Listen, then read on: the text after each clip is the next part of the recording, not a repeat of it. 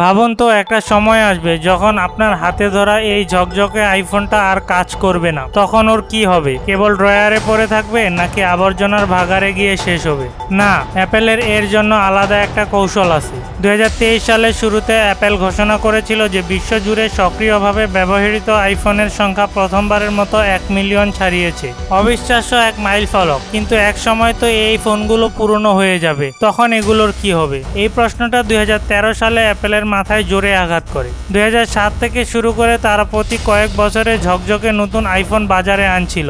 উন্নত দেশের অধিকাংশ মানুষের হাতে তখন আইফোন ছিল।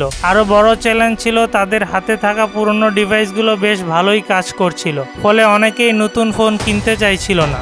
এর প্রভাবে অ্যাপেলের মুনাফায় প্রথমবারের মতো ধস নামে। এই পরিস্থিতি সামাল দিতে তখনই অ্যাপেল চালু করে ট্রেড ইন প্রোগ্রাম। গ্রাহক চাইলে তাদের পুরনো আইফোন অ্যাপেলের স্টোরে জমা দিয়ে নতুন মডেল কেনার ক্ষেত্রে ছাড় পেতেন। মানে পুরনো ফোন নিয়ে আসো আর একটু দাম কম দিয়ে নতুন ফোন নিয়ে যাও। পুরনো ফোন যদি ভালো অবস্থায় থাকে অ্যাপেল সেটাকে রিফারবিশমেন্ট সেন্টারে পাঠায়, সেখান থেকে আবার নতুনের মতো সাজিয়ে বিক্রি করা হতো, প্রধানত ভারত বা আফ্রিকার মতো উদীয়মান বাজারগুলোতে। সহজভাবে বললে একই ফোন অ্যাপেল দুইবার বিক্রি করত। কিন্তু ফোন যদি একেবারেই ভাঙাচোরা হয় তবে সব ফোন যে বিক্রির উপযোগী অবস্থায় থাকে তা নয়। অনেক পুরনো বা ভাঙাচোরা ডিভাইস সরাসরি যায় রিসাইকেলিং প্রক্রিয়ায়। এখানেই আসে ডেইজি নামের রোবট। ডেইজি এক কথায় আইফোন ভাঙ্গার সুপার হিরো। প্রতি ঘন্টায় প্রায় 200টা ফোন খুলতে পারে। সে 15 ধরনের আইফোনের মডেলের ভেতর থেকে মূল্যবান ধাতু আলাদা করে আনে, যেমন ব্যাটারি থেকে কোবাল্ট, ক্যামেরা থেকে কপার আর লজিক বোর্ড থেকে রূপা ও প্লাটিনাম।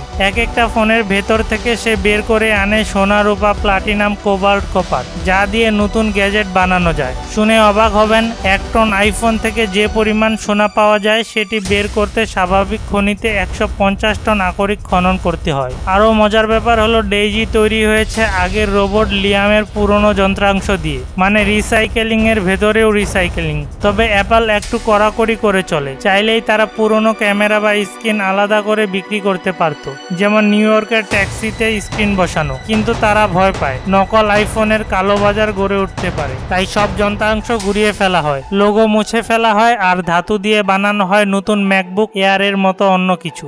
সব ফোন যে ডেইজির কাছে যায় তা নয়, তাই অ্যাপেল বিভিন্ন দেশে অনুমোদিত প্রতিষ্ঠানের মাধ্যমে এই রিসাইকেলিং চালায়, যেমন হংকং এর লিটং প্লান্ট। সব মিলিয়ে অ্যাপল চেষ্টা করছে যেন পুরনো আইফোন থেকে সর্বাধিক মূল্য আলাদা করা যায়, হোক সেটা পুনরায় বিক্রির মাধ্যমে কিংবা নতুন পণ্য তৈরির কাঁচামালে রূপান্তর করে। তাহলে অ্যাপল একদিকে পুরনো ফোন বিক্রি করছে আবার নতুন ফোনের কাঁচামালও বানাচ্ছে। বেশ বুদ্ধিমানের কাজ, তাই না? কিন্তু আসল প্রশ্ন হলো, এত কিছু করেও কি সত্যি অ্যাপল পরিবেশের ক্ষতিপূরণ করতে পারছে, নাকি তারা এখনো আমাদেরকে নতুন নতুন ফোন কিনতে উৎসাহ দিয়ে পৃথিবীর উপর বাড়তি চাপ তৈরি করছে? ভিডিওটি ভালো লাগলে লাইক করতে পারেন, এবং আপনি যদি এমনই রহস্য, রোমাঞ্চকর, আনকমন ও ইন্টারেস্টিং ভিডিও পেতে রহস্যজাল চ্যানেলটি এখনই সাবস্ক্রাইব করুন এবং পাশে রাখা বেল আইকনটি ক্লিক করুন। তো দেখা হচ্ছে আগামী এপিসোডে। ততক্ষণ পর্যন্ত ভালো থাকবেন। ধন্যবাদ।